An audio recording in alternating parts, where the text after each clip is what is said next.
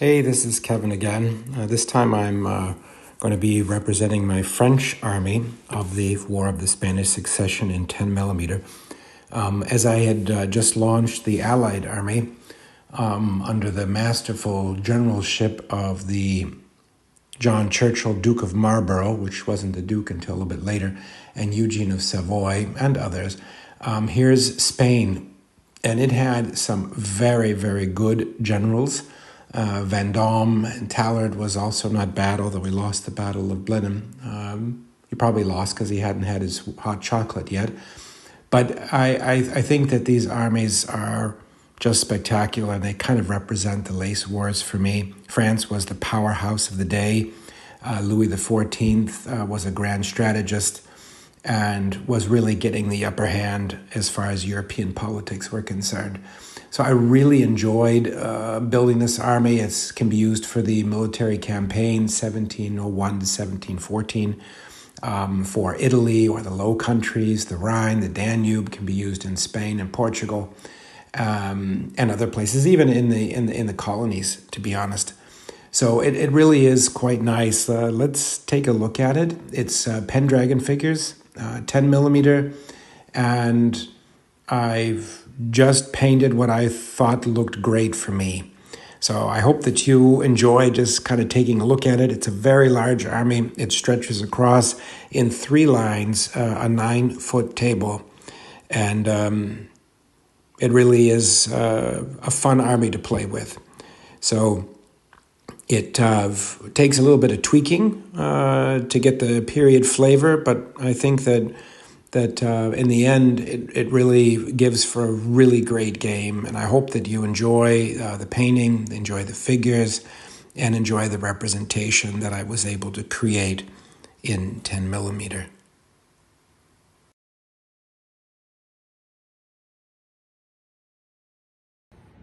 Okay, this is once again, I don't know, I seem to just be kind of jumping around on you folks. I apologize for that, but my mind just goes all over the place.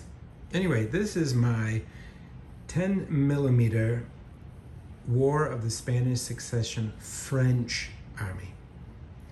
I know it is massive. Well, I guess it could be even larger, and I was thinking about it, but then again, I can't even get these on the table.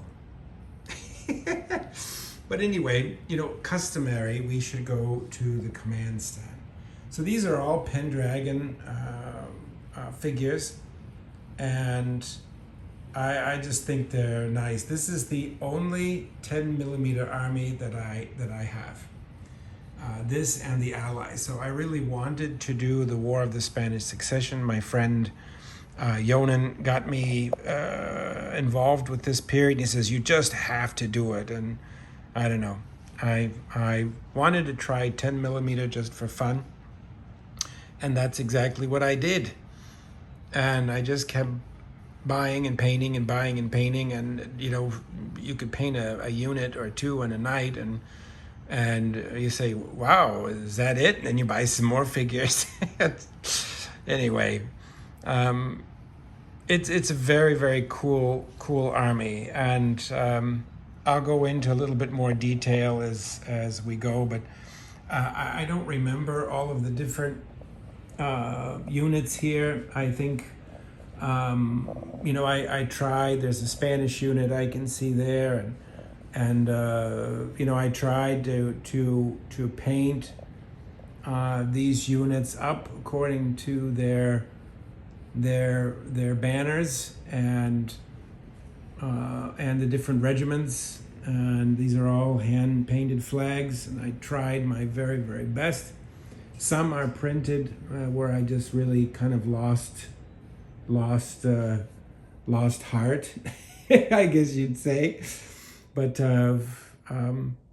anyway, I think there's 28 infantry battalions, and there's 28 cavalry battalions, and 6 heavy guns. So it is a massive army in reality, and I think they're done fairly nice. I mean, it's kind of hard for me to judge. You know what? I mean, I do 15 millimeter, right? So this is kind of a really a breach for me in style and and and painting, right? So I really don't know, and I can't say that I mean, they were easy to paint, and I tried to put in as much detail as I possibly could. But in reality, it was really different for me. I can't see. Look at that. That's a prime example. This guy is doing an about face. See, so I have even a hard time with my eyes seeing which way their faces are, which way they're pointed. But I quite like them. That's a Bavarian contingent there with cuirass cavalry. And this is even more cavalry this way. I'll take some pictures and things like that. But we are going to be having a massive war, or Spanish succession war, this in 2 weeks. So I got them out. I've been dusting them up and looking at them and everything else. And so, well, people always ask me how I mounted. You know, I had just a whole bunch of these 40 by 20 stands that used to be kind of a remnant of my ancients, right? They used to be mounted on these things. And so I had a whole bunch of them left over. And I thought, well, why not use them? So I mounted everything on these stands, the 40 by 20s. The cavalry fit nice. I decided I would do four stands to a unit, even for the infantry and for the cavalry. Cavalry have 16 figures, and I have basically 10 figures per stand. So each battalion is about 40 figures. And and then if I had an officer mounted, I did that, and little drummers, and I mean, they I think they turned out, you know, pretty nice facings and stuff. Okay, I didn't do faces like I normally would, but I think for wargaming, I don't think they're so bad, to be honest. It's kind of fun. So I'm using, we're going to do a black powder game, but it's going to be modified. I found a set of modified rules called Blenheim. That's funny, right? So modified rules called Blenheim. And I think that they're going to work fine. It's a change in basically how you the schedule of the game. So it starts out with shooting and then command and movement. So I think that the author's arguments are exactly correct. I like it, and we're going to try it out. Okay, so I think that what I've been doing is I've been reading a lot about Marlborough and Louis the 14th, the Sun King, and warfare in the age of the Spanish succession, this early 1700 to 1740. Reading a lot about how the armies fought and their logistics and how they lined up, what they were able to do, what they weren't able to do. And so I'm a big fan of when you're playing a game, that it's very period specific. And I think black powder works great with that, because you're able to modify the rules such that you can actually change it to match what it is that you're trying to achieve. So I'm baking in rules that allow the players to act like armies of the early 1700s and not Napoleonic. So John and I, my friend John and I, we tried it out already. It works extremely well. It's yeah, it's a great toolbox. So this is my set of work that I did to kind of build this army. I looked at the French army of the Spanish succession. I pulled out charts and flags and really did my research on what each regiment looked like. As you can see, I tried to do my best to do that. Then I went on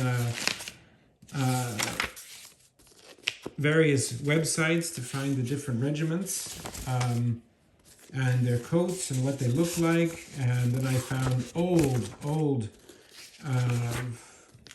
let's say, manuscripts of the different regiments and how many people were in those regiments. And then I found some really cool old articles right out of War Games Illustrated. And there was part 1 and part 2 about the French infantry and what they were like and what they wore and how they fought. So that was really cool. So there's part 3. So yeah, as you can see, I went into some depth of the different battles, how many men were in that particular regiment, what it looked like, and yeah, this is all on the French army. It is quite thorough in my approach. Even the cavalry, their banners, their flags, Garde Suisse, and yeah, that research of all of this came into being here in miniature. Now, what I did find out is there was no way that I could paint all of the units that were at Blenheim. That was just too much, and so it's really more representative of the period and the time, and so I probably am missing some units, but I think that I can represent the battle, and I can represent the campaigns and battles of that time period with what I have. I think 28 battalions is quite a lot.